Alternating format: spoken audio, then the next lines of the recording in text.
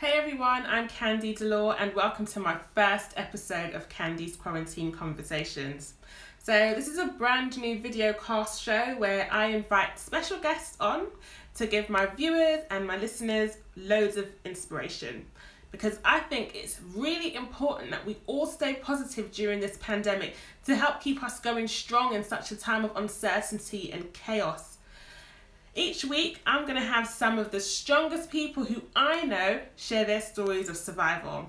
And I'll also be speaking with people who have set up support systems such as charities and various different other groups for those who are vulnerable, maybe after they themselves have experienced similar issues in the past. Joining me today is fashion stylist Denise Brown, who has an absolutely amazing story about how fashion changed her life from being a drug dealer at the age of 8 to then styling celebrities such as Kanye West. Hi Denise. Hi Kandy, how are you? I'm fine, thanks. How are you? I'm fine, thank you. Oh, good. Thank you so much for coming on the vodcast. I really appreciate it. You are the first person that came to my mind when I decided to begin this and speak to people about their inspiring stories, because you are most definitely an inspirational woman. When you came to the Women's International Day event at Harrow Arts Centre and you shared your story there, you were absolutely amazing, and people have not stopped asking me about you since, honestly. I feel so good. First of all, before I get into all the questions, I was just wondering, how is quarantine life treating you at the moment?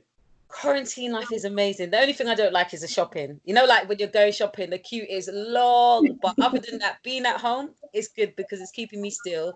It's keeping me focused on myself. I can get to watch a bit of Netflix. I've been organizing so many things for the up and coming months, and it's just been great. Staying away from family. I know it sounds a bit bad, but it's so good to be by myself, just for me. Just focusing on me. So it's been fantastic. Well, yeah, I suppose, given your lifestyle, doing all the stylist stuff that you do, all the fashion work that you do, and the mentoring that you do, you're a very busy woman. So I guess it's good to have some time off just for yourself and, just to, looking just to have your own peace. So, definitely. I'm happy that you're able to do that. So, could you tell the viewers just a little bit about yourself? Your name and what you do, actually, that would be great, because I didn't introduce you properly, sorry. That's what. Hi, I'm Denise. I'm a freelance fashion stylist. I'm a speaker and I'm a teacher and a mentor.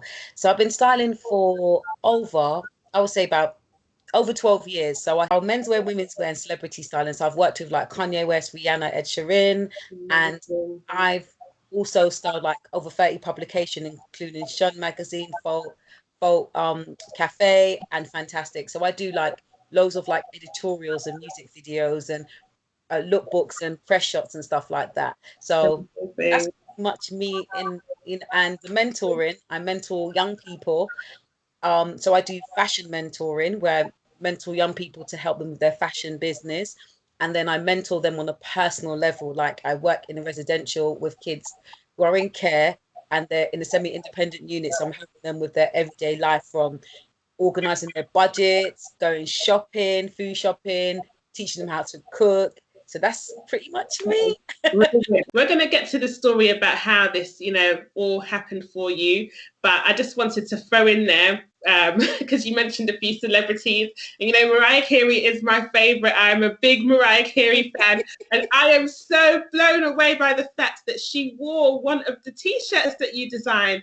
That is just like, I know. Do you know what? It was about 12 years ago. I did a brand called Don't Judge Me because I was just angry. There was no business plan. It was just like, I'm going to do these T-shirts and say, just to put out there how I feel. And then I spoke to the showbiz editor, Jasmine Jatiwali, she was working on The Voice. And then I said, look, can you wear it? Her and Mariah Carey are best friends. So Mariah sent me the picture and I've got my portfolio, and I was so blown away as well because I was like, oh my God, Mariah Carey. And we're going to have to sing her songs. There's a hero. Yeah. Wear my T-shirt. That is crazy. Tell them I want to be their best friend too. Okay, so let's get into how fashion changed your life. How old were you when you discovered fashion, when you found out that you had a passion for fashion? I was 11 years old, and it's crazy because I started to hand stitch clothes, not actually sew it on a sewing machine because I didn't have to even know what a sewing machine was. But my mum's friend used to always go to Ghana. She used to go there like 3 times a year. She used to bring back these beautiful African cloths. So remember one time I thought, can I have this cloth? And then I hand stitched an outfit. I made a gown and I made a hat as well. But I made the hat in cardboard and I put the fabric over it. And it was crazy because I drew the design and I just cut it out, laid it on the floor, the fabric, just cut it out one time. There was not even no pattern cutting involved. It was just from my head. And there was not even no tape measure. It's just like, this is what it's going to look like. So that's how I started to find fashion. By the time I was 15, I had a clientele. So my mum's friends, my friends, because I was hanging out with a lot of girls. We used to go out to different clubs from a really young age. And we used to compete with females like dance hall competitions. And then we all also had our own identity because we had our own clothing that no one could have access to. So that's how I found fashion. Wow. And to be and to be at such a young age and take your time and cut out the pattern and hand stitch it. At that age, we're just rushing around, nobody taking it seriously. Because I know at that age, my grandma used to do a lot of sewing and hand me stuff, and I'd just be like, trying to get through it, and it wouldn't even amount to anything, to be honest, because I don't know, maybe because I didn't have a love for it. But when you're young, you don't really take sewing seriously. So the fact that you designed a whole outfit is amazing. Yeah. So what did you do with that outfit that you designed? Do you know what? I went to a hip hop rave with my older cousin. She was like, wow. 15. And it was like, because I look so old for my age as well, I got in. And you were 11 at the time, right? But do you know what? It's mad because I grew up very quickly. So like when I was 8 years old, my mother ran a drugs business. So I used to sell her drugs for her from 8 years old for a few years. So by the time I was 11, I was like a grown woman. I felt like I knew what was going on. So I went to the hip hop wave, wore it, and everybody loved it. So from then on, I started to make clothes all the time. And when I used to go out to clubs or raves or all dayers, and that's how I found that's how I found my unique. That I was unique because I was so young and I was making clothes. Yeah. That is super. So from then, what did you decide to do with your talent when you found out, everybody likes the clothes that I'm designing, I can actually make clothes? What did you do? What was your next steps? So my next step was always, because I wanted to be a fashion designer, but because I got brought up in the drugs game, I was also selling drugs and doing criminal activities at a really young age. So I was doing both. Because I was just money. All I wanted was to make money from such a young age because I was taught that. So I had one side I was making clothes for people, and the other side I would just run my mum's business whenever she wanted me to do. And then at the same time, I was like very greedy as a teenager because I used to always follow the trends, and there were certain things that I couldn't afford, so I would have to go out there and go and get it, kind of thing. So I would also do, as I said, I'd be stealing, doing sorts of things, but I really want to be a fashion designer as well. So I was devastated at school because I only got one GCSEs, which was textiles, and I couldn't get into London College of Fashion. So it's amazing that you even managed to go to school with everything that you were doing. yeah, it's amazing that you even took your GCSEs, even if you just got one. Yeah, do you know what? It's crazy because at that time, my mother she was a drug addict. So it was crazy because what it was that from being a top drug dealer to being actual drug addict. So we lost everything. She lost everything. She lost her whole way. I was depressed, but I used to hold it in. And because of her taking drugs, it affected my life. So I couldn't concentrate. So I spent a lot of the times not going to school because I didn't understand the teachers when we did science or geography. I was like, what are we doing? So I just bunk off school, not go to school. And so getting one GCSE was actually good because I never used to spend time at school at all. I used to be more outside doing all sorts of criminal activities, and my mum never knew because she wasn't fully there herself. Okay. So that's what actually happened to me. Can I ask you which GCSE it was that you actually got? Textiles. Oh wow! That's the only one that you needed, clearly. That's Yeah, the do you know what it only- was? I was devastated because I remember at school there was this guy called Anthony, he needed fashion, and he got into London College of Fashion because he got his qualifications. And I was crying because I was like, oh my God, I can't get into my dream college. So I had to end up going all the way. Imagine I end up 'cause I was fostered. I got fostered from two parents when I was 15. And then by the time I was 16, I got a hostel in Queen's Park, Chevening Road. So I had to go, I went all the way to Lewisham College to go and do my foundation. That was the only college that would take me with only one GCSE. So was that of your own accord? You decided to make the journey every day to the college. Yeah. Wow. I was passionate, because what happened, because I saw my mum from being a successful business owner to becoming a drug addict. I saw the it was just a big transformation. It's like, wait a minute, this is crazy. Like my mum, beautiful. She had me as a teenager. So can you imagine? She was young, beautiful, confident. She's got a wicked personality. And then all of a sudden, you don't comb your hair. You got drug dealers in my house. You're smoking crack. It's like you don't have no respect for yourself. It was crazy. It was a crazy life. And seeing that, I was like, you know what? I don't ever want to be like that. Because I just saw the transformation. It can happen to anyone. It can happen to anybody. She was obviously going through a sort of depression or something, So I believe that statement you just said. It can happen to anybody. Anyone. We shouldn't judge people who go through certain things, because often the people that it does happen to, they have been strong for a very long time, and they've got no support system, so they crumble. But I think it's just, you are amazing, the fact that you grew up in that, and then you as a young teen are making this journey daily to, such a far place like Lewisham. Hour and a half on the bus. It was crazy. Wow. And then at the same time, I was lost as well because I couldn't get over the fact that didn't have my mum, and I don't have a dad, and like I was so devastated. And I was also involved in her life for years. I've been involved, like trying to help her out because she got pregnant as a drug addict. And I was like, oh my God, she's pregnant. And like her and my sister were pregnant. My sister was 15. My mum's, but like I think my mum was like 32, pregnant with my little sister. And I was like, I felt I was devastated because I didn't want them to take away the baby. So I've always been in and out of her life, living in and out in her life as well, trying to support her. I was one of them people that thought if I help her, she's going to change, but it never happened, and it never is going to. Do you know what I mean? Yeah, sometimes people have to help themselves. Unfortunately, there's only so much you can do. Definitely. But the fact that you are helping yourself, and you had nobody.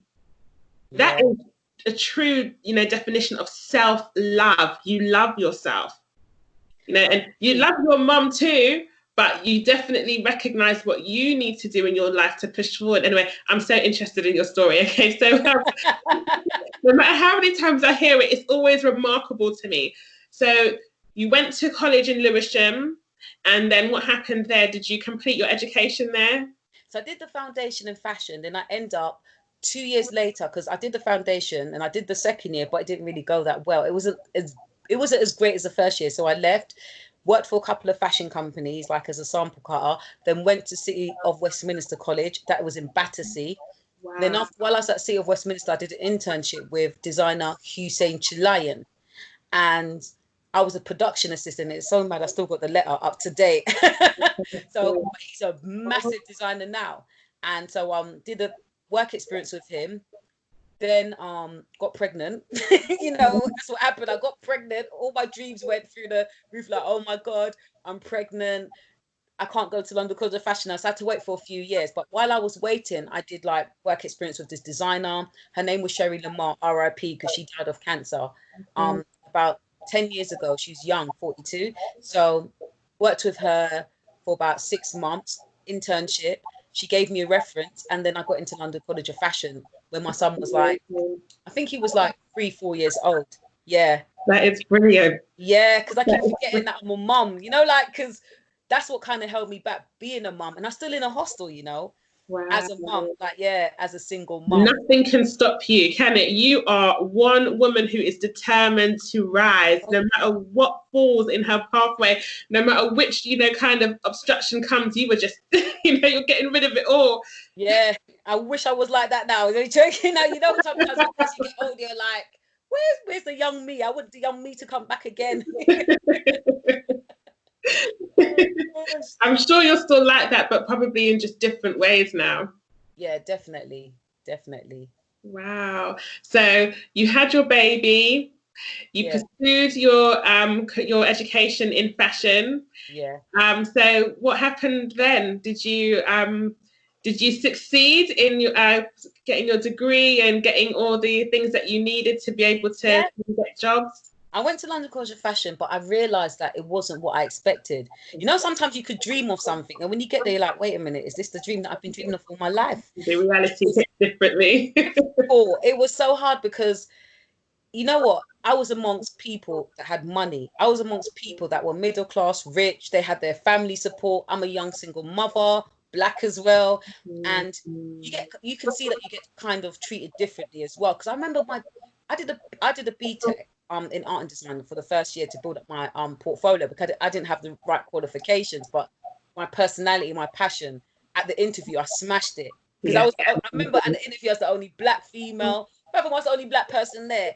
And they were like, does anyone want to interview first? And I put up my hand. And then he said, look, you're not qualified. You haven't got the qualification. I'm going to give you a chance. But I had my tutor was quite difficult, because he said to me that I shouldn't apply for either a H&D or a degree at the college because they won't accept me. And I must go to Croydon, fashion and business. So I got into Croydon. But something said to me, I'm going to apply for London College of Fashion. And guess what? I got in. Got it. Wow. So what happened now? Towards the ending of the course, it's crazy, because that's when I nearly dropped out, because I was going through domestic violence, and a lot of stuff was happening, because my mum took my son for like a few months. She went to Jamaica. She had problems in Jamaica. I was going crazy. It was like, what is happening to me? And I was nearly dropped out. I remember going to college with a black eye, 2 black eyes, and they were like, what is going on? And when I think about today, I think, yeah, what was going on? But do you know what got me into the industry? Because after that, I decided I didn't want to be a fashion designer. I had no money. You need money for your collections. Even though at the end I did my final collection, which was a 5-piece collection based on astronauts, and the clothes were wicked, but it cost me a lot of money. I realized, you need money, so I decided I want to be a fashion stylist when I graduated. And it's so mad, because how I got into being a stylist is that I sent a gift box with my CV and tissue paper to Black Hair and Beauty. So that's how I started to get into the fashion styling industry. Okay. So the stylist part would be styling other people, whereas the designer part would be like making clothes. So I got both. So it was a bit crazy, because I thought, I wonder if I'd be able to learn this craft, because I can make clothes, but I wonder if I could go and get into another part of fashion styling, which I was so blessed, and I'm so happy, because that work experience for Black Hair and Beauty magazine got me to meeting up with there was a woman who had her own boutique in Farringdon, because Denise Douglas, her name was, the fashion director, she borrowed clothes. And me, as usual, I got a big personality. I was talking to the woman, and then she knew the editor for Touch. So that's how I got into touch with the actual fashion editor, who styled like celebrities. Wow. She did like Macy Gray. She did Mystique, some for Mamba, Usher. She was massive. Those are such big names. She was massive, and she also did like fashion editorials for The Guardian, Selfridges magazine. She's a Black lady. She is like one of the biggest, and it was good for me, because she taught me a lot, because she was very tough. She was so different than how I was used to. There was times when I did want to actually beat her, because she was like too tough for me. It was like, she used to make me go home and cry. That's how angry I used to be, because I wasn't used to that. Because in growing up, because I'm from the streets, and been like, like when you're in a different type of environment, where you're around the drugs and you're around the alcohol, or just a different environment. When you get into the real industry environment, I'm just not used to people talking to me a certain way. So I had to adapt. I had to learn how to adapt, how to work with different type of people. But I'm so grateful that I actually worked with her I was a stylist assistant for 3 years, and I became the fashion editor for the Touch magazine. Wow. Yeah. So That's from amazing. yeah, it was incredible. When you became the editor, how did you feel?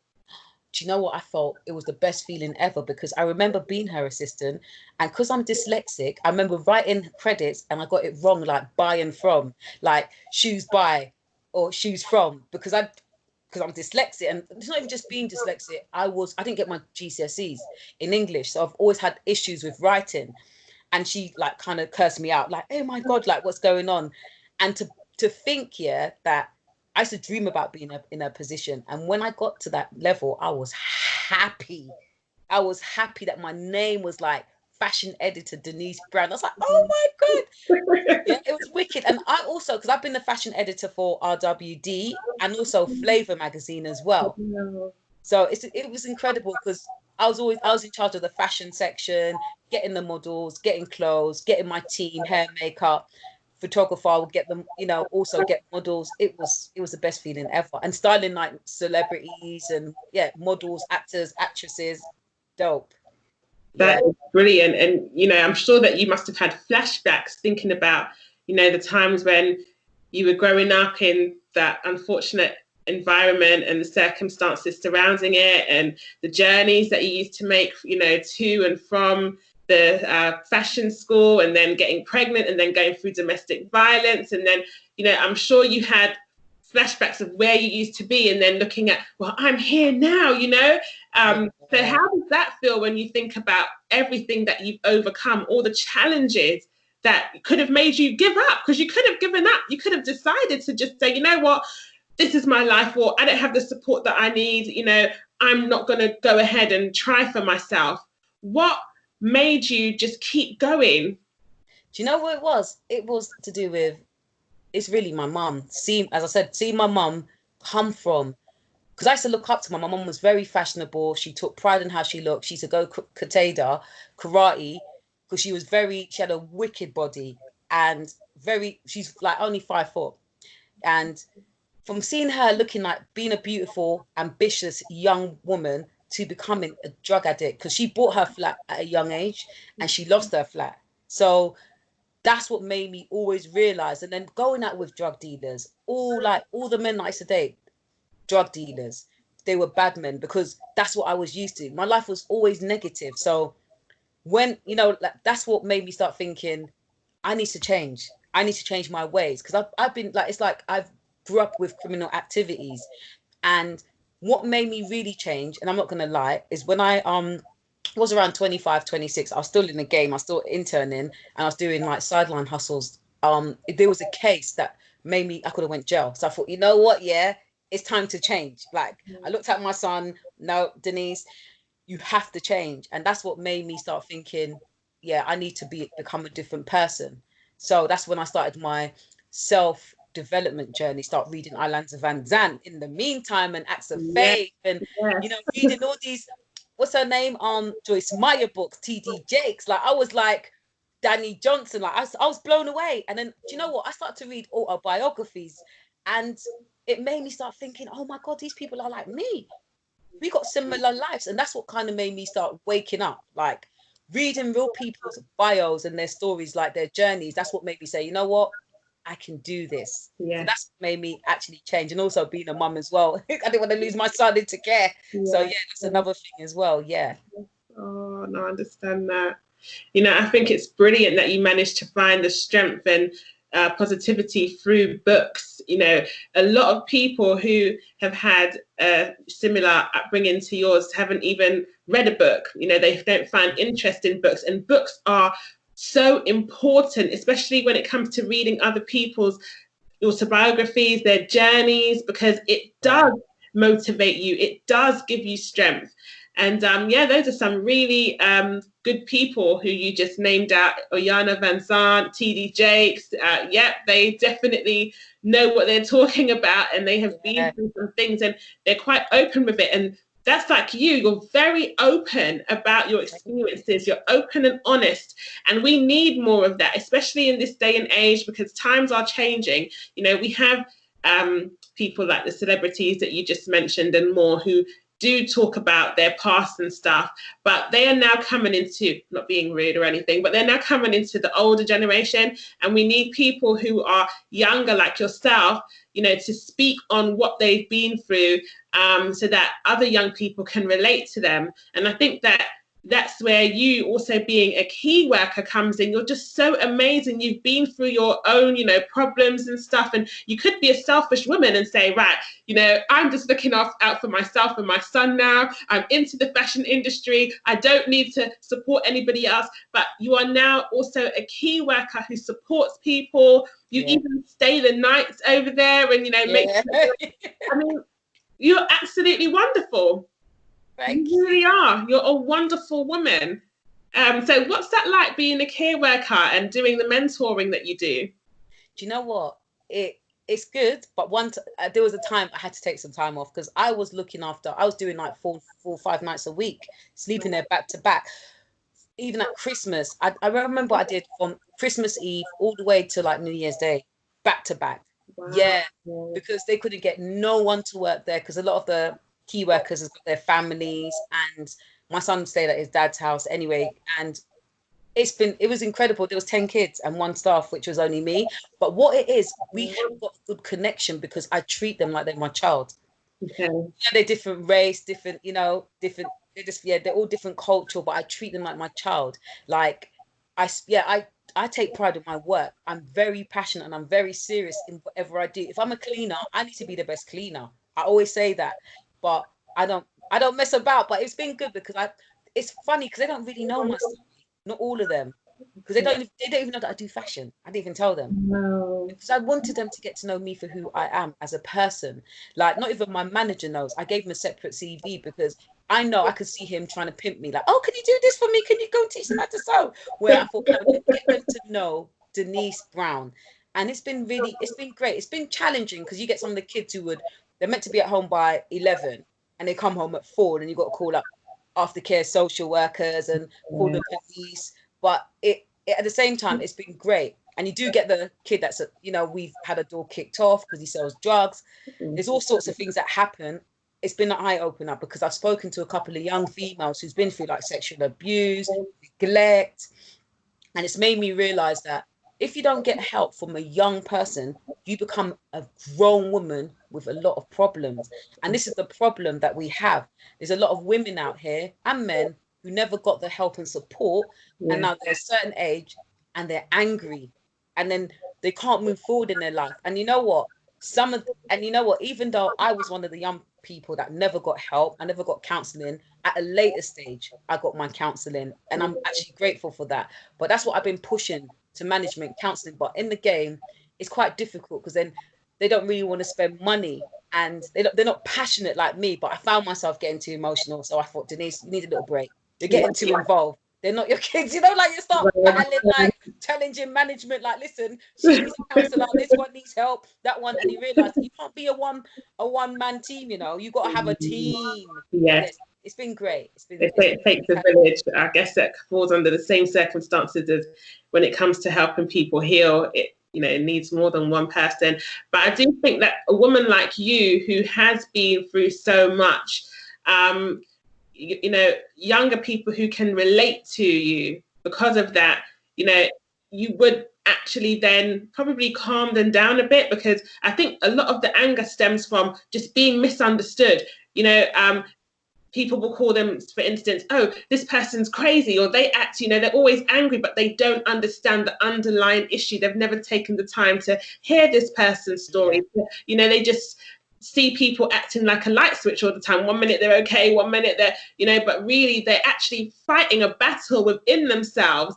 And they just need somebody like yourself who understands the struggle, who understands their anger, to help them get it all out, really. And the fact that you're also still pushing forward in your career, it's inspiring to other people who have been through similar things that you have, because it lets them know, well, you know what, this isn't the end. It doesn't have to be the end. I don't have to stay stuck here. I can keep moving forward. I can pursue a career. Your story and your journey, you show people that it is possible to have been through all these things and still be able to come out on top. And something strongly tells me about you. You know, I feel like you're not even at the peak yet of your career. You know, you are a brilliant woman. You are, I can't even find a word for you, honestly. And I'm always telling you this, I can't find a word to describe you. But you are amazing. You are brilliant. You're so strong.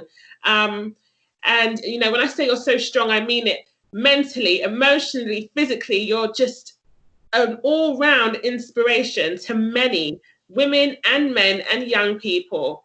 And I love what you do. I love what you're doing. I even love your design. You know, I saw that you wore the dress that you made at Women's International Day. So you make clothes, you style people, you help young people. You're brilliant, and you know, more people need to hear about you and what you do. So I really hope that people watch this, and you know, when you do speak at events, they go and watch you too. For all my viewers, if you hear about Denise Brown Stylist doing a talk about how fashion changed my life, do go and see her. It is worth it. I promise you will leave there with her story on your mind for weeks, especially if you can relate to it in some way. She will motivate you. And so Denise, if you want to tell people how they can follow you to keep up to date with what you're doing, please share your social media links with us. So you can follow me at Denise Brown Stylist on YouTube and Instagram.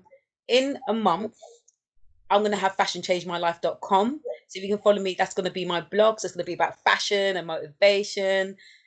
And also Facebook, Denise Brown Stylist. Brilliant. And you're also coming out with a fashion styling book, aren't you? Yes. So I'm coming out at the end of the year.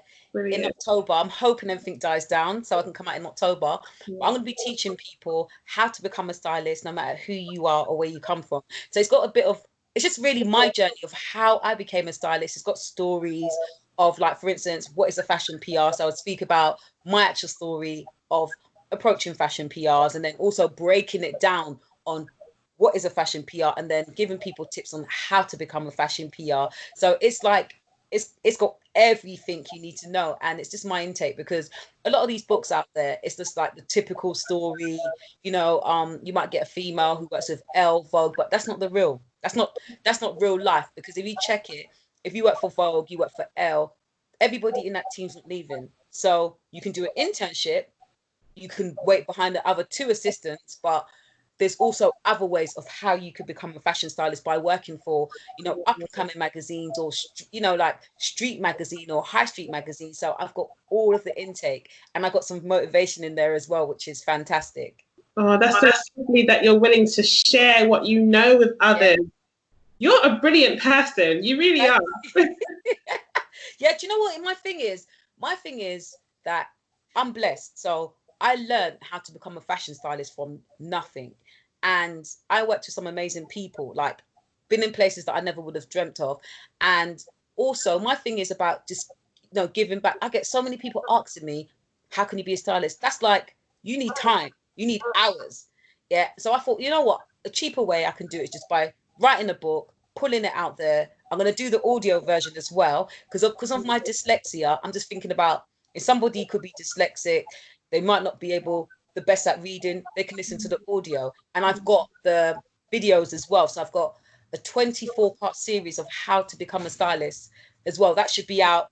That's going to be on my fashion blog, Fashion Changed My Life. I'm going to be selling them classes at a small price to give back as well. Of course, you're lovely. You're so considerate, thinking about other people who might also have dyslexia as well. You definitely take into account other people's feelings, and you have been through so many. You have turned out, you know, despite everything that you have been through, you've just turned out to be an amazing, strong, beautiful woman inside and out. And you really deserve, no, seriously, you deserve to get to the very top. You deserve the very best. So please keep pushing. Do not stop until you get to the top. And if you have your book launch, please do invite me, because I would love to come and support you. Of course. Do you know what I'm doing as well? Like with my book launch, it's for free.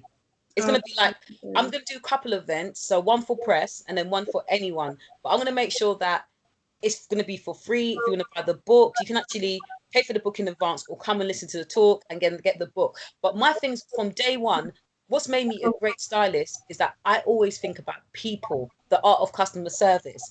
And that's something, as I said, that's instilled with me from 8 years old, from, you know, being a young drug dealer, making sure that the customers are okay, they're good, so they can always come back.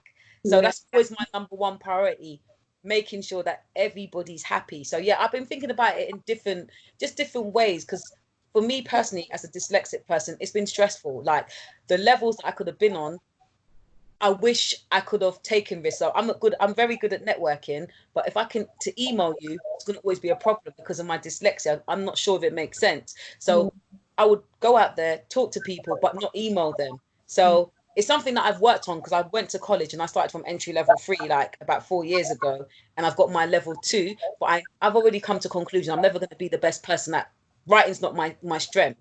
So I always have to try and get someone to help me to read over my work. But yeah, I always consider people, because I'm a people's person. I love people. I'm sure people love you. We love you, Denise. You know, I had people asking for you on my Facebook the other day. I'm sure you saw it. Yeah, oh my God. Do you know what? I feel so chuffed. Like, I feel like they're asking for me. You know, like there's times you feel like you're asking about me. It's crazy. Because, you know, when I was younger, I used to dream about things, but getting there, I just used to think, I'm going to get there, but I don't know how to. But there's going to have to be a way. And then the more doors I open, the more it's happening. And I just think that's amazing. I just feel like it's that whole law of attraction. Whatever you put out there, it can happen. Yeah. And you know, like you have to be passionate. You got to be hungry. You know, you got to not, as you said, not stop. Even though I have stopped with styling, I'm not going to lie. Like I went through a time when I went through depression. I was depressed for like 4 years, and I'm coming out of it like 3 years now. And I did go through that because of, I never got help. But as soon as I started to get help, I realized that, you know what, I wish I got help from before, but it wasn't my time then, because the person that I have now, she's amazing. But that's why I always encourage people as well. Go and get help. Do you know what I mean? Like, get help. Your family can't help, because your family might be the issue. You feel me? Yeah. You have issues with your family. Your friends can't help you if you've got man problems, because they might not be married and they might not be able to hold down a man themselves. So just get professional help. And yeah, so that's pretty much me. Some great advice, and I definitely have to agree with you what you said there. Most definitely. I want to thank you so much for coming on the vodcast today. You are just like, a breath of fresh air. You are so inspirational, and I'm sure that you're going to have so many people looking up to you in time to come. Even now, I know that you've got so many people who admire you, but I just feel like your journey is not at the end yet. You know, you've just got to keep going. And everything, like I said, everything that's been thrown at you, you have just got back up and you've continued going. And I want to see you just continue to go and grow. Keep that positive mindset that you have. Keep that confidence that you have. Keep that bubbly, lovely personality, because it's going to take you places, most definitely. And your story, you know, you're just amazing, to be honest. Very motivational woman. Interviewing me as well. I really appreciate it. And thank you again for letting me come on, you know, letting me be on your platform. When I met you, I was like, wow, who is this girl? You know, when I first met you at the talk. And then when I researched you, I was like, whoa, okay. Because you know, like, because it's amazing, because that's why I said law of attraction, because I want to become, like, not want to, but because I'm going to become an author, you start meeting people that's already done it. Yeah. And thank you so much for this interview. You're welcome. And anytime you want someone to read over your book, feel free to send it my way. If you if you want early reviews or anything, please do count me in. I would love to, you know, be able to get my hands on your book and read it all. All right, then I'm definitely my number one. Yes. Thank you so much for the interview. No, thank you. Well, I look forward to speaking to you again soon. I really do want you to come on my once a month panel. Viewers, I'm going to tell you all about that. I'm sure you're going to want Denise there too. But yes, I hope that, you know, we do other things together as time goes on, because you are just such an inspiration. And I'm all about supporting and promoting women like yourself, and men too.